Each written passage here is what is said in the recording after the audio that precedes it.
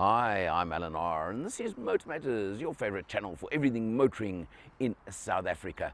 Cars, new cars, launches, test reviews, everything you're going to want to see and know about motoring. But before we even go there, let's talk Change Cars to you. Because Change Cars is the website that lists cars only from franchise dealers, giving you peace of mind when you're hunting for your next car online and you want to know who you can trust in this very sad world we live in. Well, Change Cars is the one you can trust and the name you can trust. And once you've found the car you want, if you need your insurance, click on the button for Discover Insure that is on the Change Cars website, and you can even organize your insurance with them. Well, what have we got here today? The kidney girls don't need any introduction, do they? You know exactly what brand this is. BMW. Kidneys are wide, they're not that crazy as in the new 4 Series, because this is the baby brother of that 4 Series coupe. It's the BMW 2. But this is an M Sport. So what does that mean? Among many other things, it's got this very, very low front spoiler. And I've got to just tell you, please be careful with this front spoiler.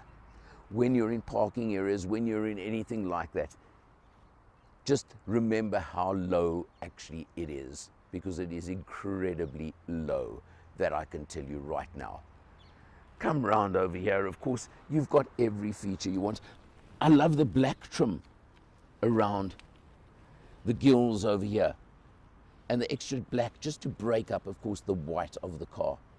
So it just gives it personality, it gives it aggression, quite honestly, and it makes it look pretty aggressive.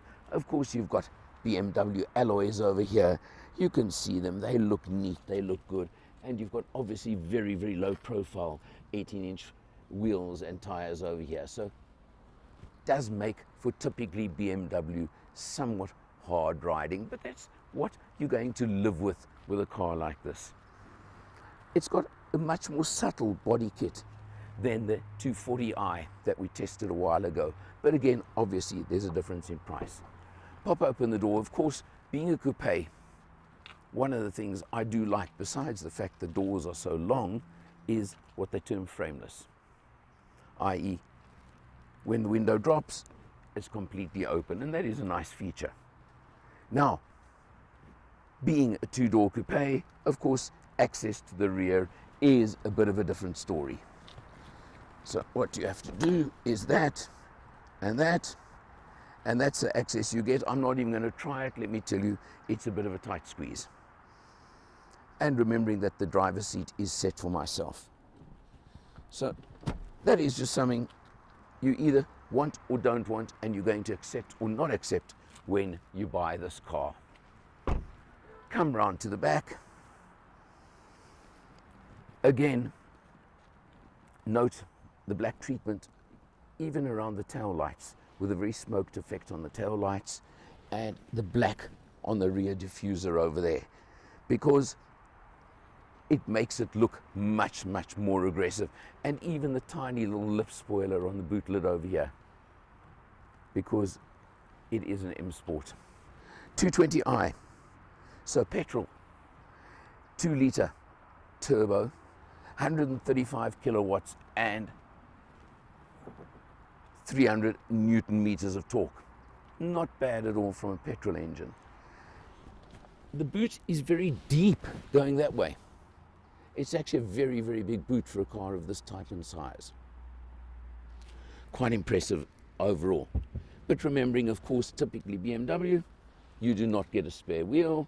They run flat, so you've got an inflation kit over here, and that's pretty much all you're going to get with it.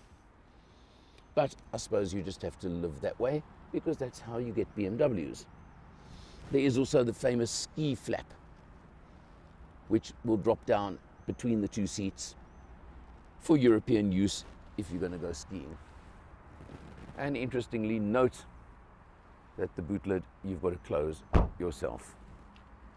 Well, 2-door coupes are a dying breed.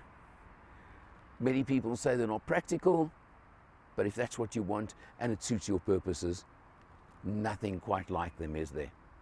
Let's check it out on the road and see it inside.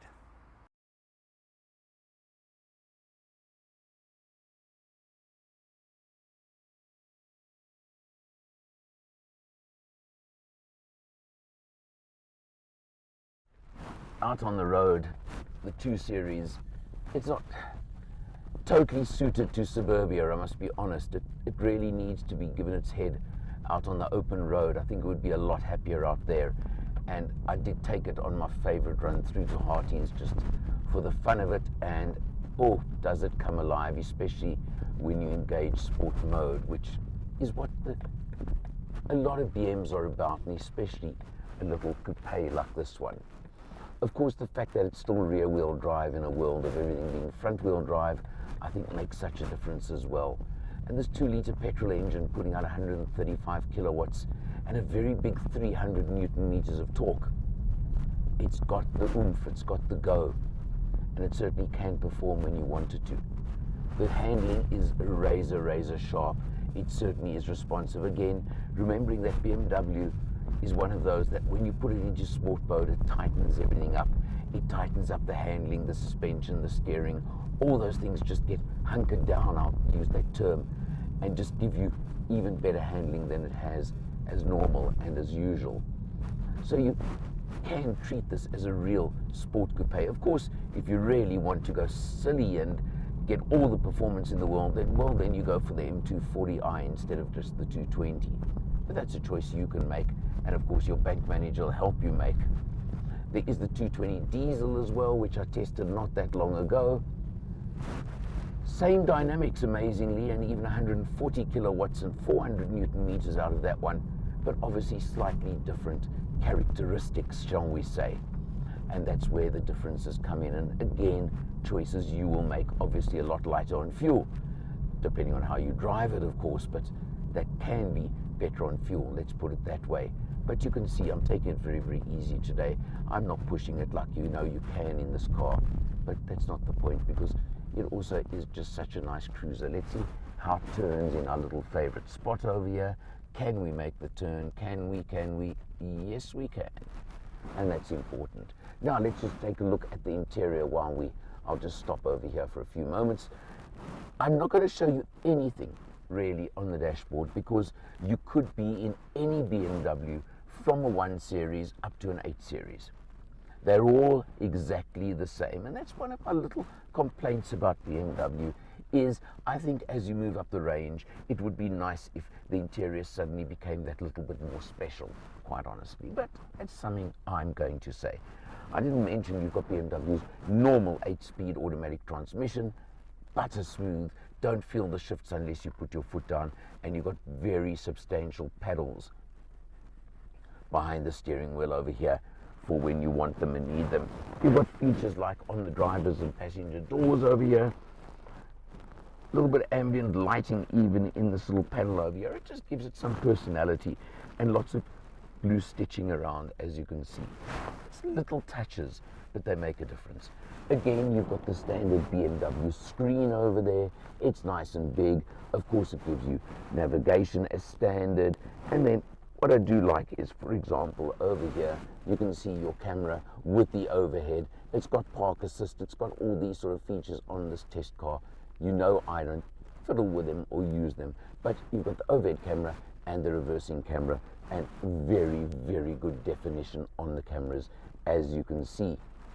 Below that, the standard aircon system, but here's where it is important, is of course you've got your inductive charging pad over there, and it does have a wireless Apple CarPlay. Let's just mention that to you right now. Now, a couple of the buttons over here, you can play, of course, and turn off the nannies if you really want to or need to. That button I've switched off every single time. That is the stop start, the auto stop start. I really hate it. You know me with those. And it's got an auto hold feature as well. It's still got the scroller that BMW have been using for so long now. I don't know, up to you if you like it or you don't. I can't comment on that. Here are the buttons now for the different modes on your transmission: Eco, Comfort and Sport.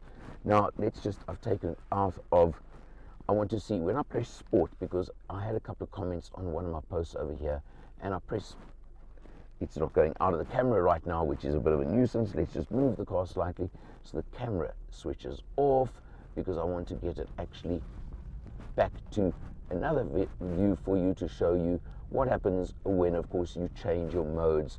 And when I press the button for sport, for example, you'll see on the screen, there you go. It's got standard, individual, and you can configure your individual. But a couple of people commented to me, this car does not have Sport Plus. Well, just one of those things, you never know. Test car as well is fitted with a, I can't call it a panoramic sunroof, but it's a decent sized sunroof. You can see, you can open it, you can open the roof as well. Again, you don't get, up to you. And you'll have a look, of course, the seats are trimmed with a combination of leather and cloth to hold you, I think it's an Alcantara cloth, to hold you in place very, very nicely if you do want to start playing the floor. The rear seats, well, it's a two-door coupe. What do you expect? The space is limited. And just accept it, live with it, or buy a four-door. Your choice there, isn't it? Well, what's in the market that competes with this car? Of course, you've got Mercedes with C-Class, although they haven't launched the two-door versions of the latest C-Class yet. You could look at some of the Audi range, although I'm trying to think what exactly fits into this category. So it is a niche, and a two-door coupe will always be a niche, and we all know that. But if you like that kind of niche, and that's what suits you, well, BMW is BMW, and we all know that. And if you enjoy driving a Beamer, the ride can be a bit hard, especially when you're in sport mode, but those are things that, again, I leave for you to choose. I can only put it that way. Fuel consumption depends on how you drive. Quite honestly, if you leave it in sport mode all the time, it's going to get a bit thirsty, but that, again, is what you have to live with. Price-wise, again, so difficult to give you prices when it comes to certain cars these days, because the list price is 842,000 Rand on this model, but it's going to depend on which little boxes you tick. And there are hundreds, if not thousands, of little boxes. So at the end of the day, your price can go up by a fair amount over that 842, but it's really what you want and the extras you like sunroofs, etc., which are incredibly popular among BMW. But overall, it is a Beamer. It is still a rear-wheel drive sports coupe, that is for sure. So if you enjoy your driving, it's one to look at very, very closely. For Motor Matters, I'm Alan R. I'll see you next time.